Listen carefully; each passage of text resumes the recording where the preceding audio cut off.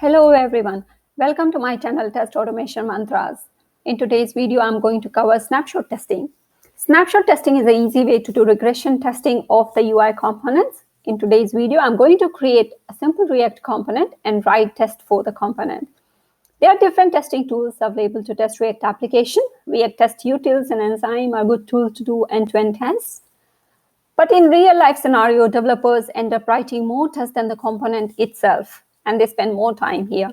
And due to time constraints, sometimes developers tend to skip writing tests. If tests are not written for the entire component, so what is the way to ensure components are not regressed due to any changes done in the code? Snapshot testing comes to rescue. So in today's video, I'm going to create a simple component that renders a message based on a prop. So to write test, we have before each and after each hooks. This works similar to setup and tear down.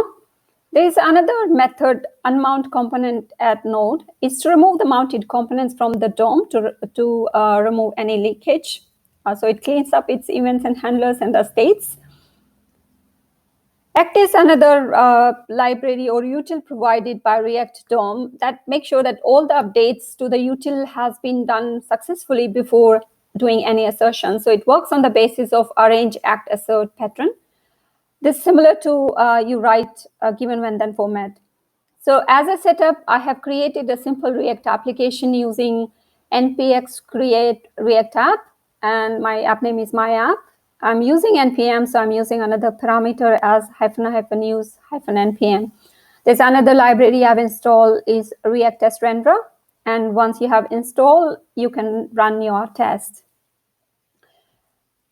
Now, let's create a simple component. So the component I'm creating is a functional component. The name of the component I have given hello, which accepts one prop, and prop is name. So it will return if prop is passed as hello and the name being entered. If it doesn't, no props being passed, then it'll be hey stranger. That's the message.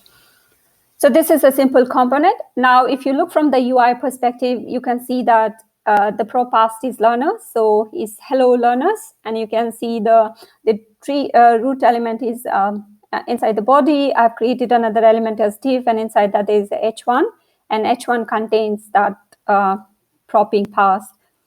Say, for example, if you have not passed anything, there is no prop being passed, it will display a message as a hey stranger, and it's going to be again same like inside div. There's a h1 tag, and that contains that hey stranger message. This is how it looks in the UI, but if I have to write a test for that component, just now what we created, so we need to import few libraries. So we are using React from React and renderer to render the DOM, and unmount component at node. This is another from React DOM. We are importing act from React DOM and test utils. Also, we are importing a hello component, which we have created are in the same folder. So all the libraries are imported.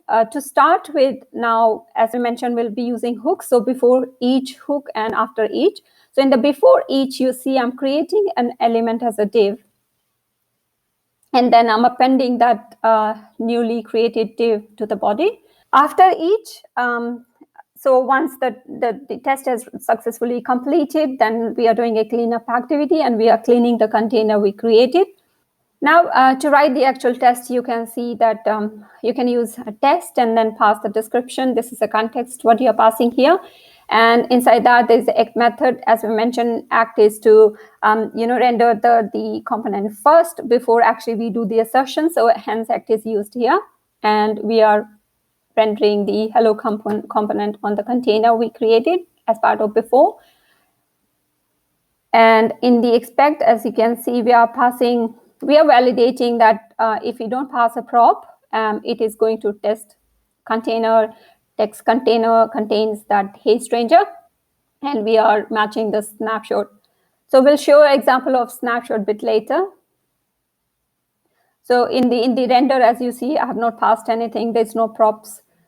That's why it is going to print hey stranger. The second example is where I have passed the props. So there are two different examples I have taken. And now let's run the test and see how we go. You will see there are other tests are running as part of this test run because I've created load other tests. So please ignore all of that, and we will look at hello React test.js. Now all the tests are passed successfully.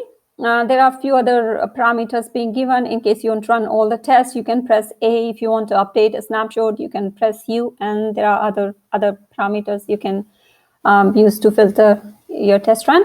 Say, for example, I'm going to update Jenny to Amanda, and I have updated the prop.